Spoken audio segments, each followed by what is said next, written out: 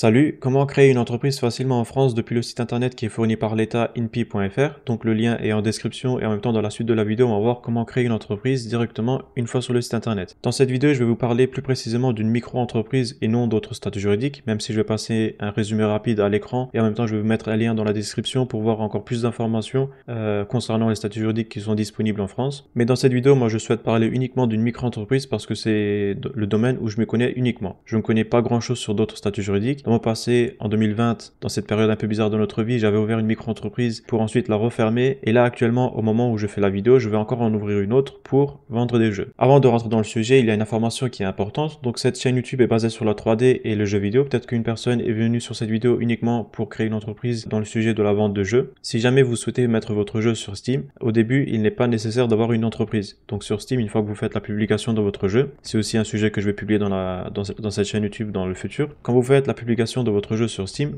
Steam va vous demander si vous êtes une entreprise ou un particulier. Et là, à ce moment, vous pouvez vendre directement votre jeu en tant que particulier et non une entreprise. À partir d'un moment où vous commencez à faire beaucoup de ventes, il est préférable d'avoir une entreprise pour avoir une gestion administrative beaucoup plus simple. Quand vous créez une micro-entreprise, il y a plusieurs avantages que d'autres statuts juridiques n'ont pas, et inversement bien sûr, donc chacun a ses avantages et inconvénients. Et en tant que micro-entrepreneur, déjà vous devez être seul pour créer votre entreprise, et vous serez uniquement le seul propriétaire de l'entreprise. Même si par la suite vous pouvez faire des partenariats ou autres avec d'autres micro-entreprises ou autres statuts juridiques en France, et même d'autres pays, avec un document à remplir que je vais mettre sûrement à l'écran ou en description, je ne sais pas encore. Et par la suite, vous pouvez aussi travailler à plusieurs. Mais si vous êtes de base une équipe et que vous êtes plusieurs personnes, là, une micro-entreprise ne sera peut-être pas préférable de choisir, où chacun aura une micro-entreprise de son côté, et ensuite vous pourrez travailler sur le même projet avec un document qui prouvera que votre projet est un travail d'équipe et non une seule personne. Donc le document en question, c'est le document que je parlais juste avant. Quand vous ouvrez une micro-entreprise, vous allez avoir un chiffre d'affaires annuel à respecter, donc à ne pas dépasser, et même si vous le dépassez, ce n'est pas grave, c'est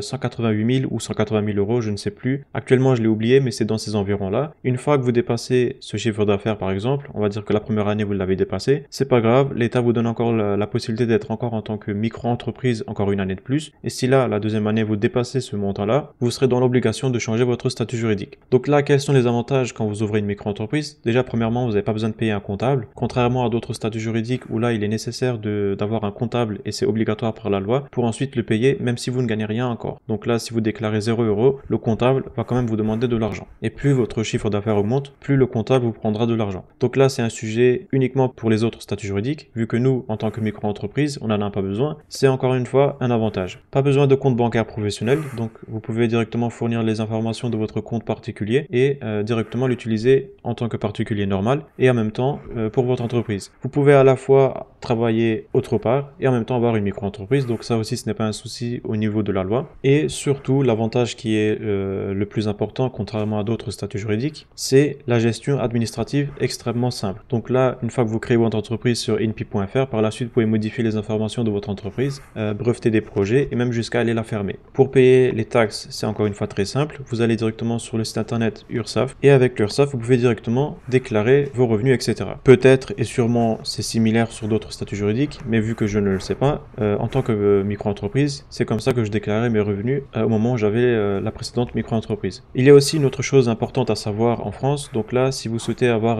on va dire, de l'argent avant de commencer votre entreprise, vous pouvez faire une demande d'ACRE. C'est directement en lien avec le Pôle emploi. Tout le chômage que vous avez acquis au durant de votre carrière professionnelle pourra se transformer en aide pour votre entreprise. Donc si vous souhaitez arrêter votre travail, chose que j'avais fait en 2020 et que je regrette un peu parce que le Covid est arrivé, bref, c'est un sujet du passé, mais en tout cas, si vous voulez arrêter de travailler et avoir directement votre entreprise avec des moyens, vous pouvez soit demander l'aide directement à Pôle emploi, donc ACRE, et je ne sais pas si je peux dire ça aide, je ne sais pas si ça passe en tant que aide, mais en tout cas, votre chômage sera versé sans problème. Donc ils vont pas vous appeler pour dire est-ce que vous avez trouvé un travail, etc. C'est directement tous vos chômages acquis qui seront en lien avec votre entreprise. Vous pouvez soit faire la demande de recevoir 45% de la totalité de votre chômage d'un coup et ensuite être payé par mois. Donc du moment où vous ne faites pas de revenus avec votre entreprise, Pôle emploi va vous verser de l'argent pour que vous continuez à exercer votre entreprise. C'est quand même un avantage qui est, on va dire, très bien en France. Et heureusement d'ailleurs parce que ça pousse un peu peu les gens à créer et avoir une entreprise. Il y a aussi une autre chose importante à savoir, et sûrement c'est l'une des choses la plus connue entre tous, c'est que vous ne facturez pas la TVA quand vous avez une micro-entreprise. Et en même temps, quand vous faites des achats, vous ne pouvez pas acheter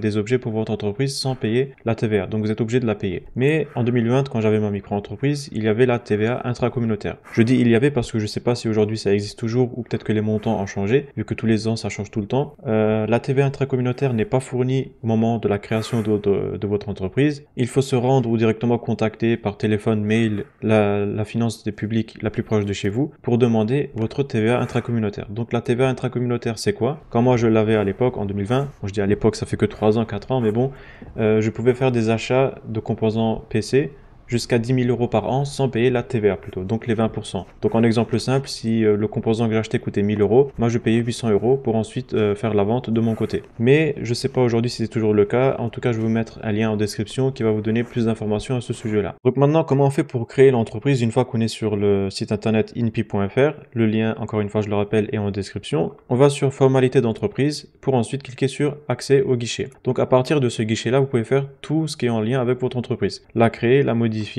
breveter des projets ou voire même la fermer. Donc là, si vous n'avez pas le France Connect, moi je vous conseille de l'avoir. C'est tout simplement, pour les personnes qui ne le savent pas, un système de connexion qui va vous permettre d'être connecté à tous les sites fournis par l'État. Une fois que vous êtes connecté sur inpi.fr et que vous avez accédé au guichet, donc à partir d'ici, vous pouvez faire tout ce qui est en lien avec votre entreprise. Donc je ne vais pas rentrer en détail, mais comme vous pouvez le voir, vous pouvez faire des brevets, créer une entreprise, modifier une entreprise, la fermer, etc. Donc pour nous, pour créer une entreprise, on va directement dans l'onglet entreprise, déposer une formalité de création d'entreprise. À partir d'ici, une fois que vous allez créer votre entreprise, vous allez avoir un délai maximum de 2 semaines pour que l'entreprise soit créée. Donc si vous avez fourni tous les documents nécessaires et qu'il n'y a pas d'autres soucis, votre entreprise sera créée dans un délai maximum de 2 semaines. Et vous devez payer 24 € pour la création d'une micro-entreprise. Donc ici, on va tout simplement cliquer sur créer une entreprise et en bas, vous avez des brouillons concernant vos projets anciens, on va dire. Donc là, il suffit de cliquer sur créer une entreprise et à partir de là, vous allez commencer à remplir tout ce qui est nécessaire. Entrepreneur individuel, c'est tout simplement la micro-entreprise. Donc c'est à partir d'ici que vous allez créer votre micro-entreprise. L'entreprise bénéficie-t-elle du statut micro-entrepreneur? Vous faites oui. Et la question suivante, c'est selon votre situation, vous faites oui ou non. Ensuite, vous avez la personne morale. À partir d'ici, c'est tout ce qui est d'autres statuts juridiques en lien avec les SAS, SARL, SA et sûrement encore d'autres statuts juridiques que je ne connais pas encore. Et ensuite, vous avez l'exploitation en commun que je préfère ne rien dire actuellement parce que je ne sais pas. Mais dans cette vidéo, je vous montre comment créer une micro-entreprise. Donc,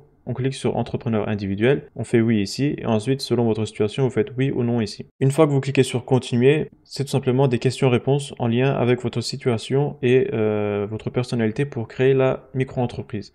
Donc là, de mon côté, ça sert un peu à rien que je rentre dans les détails.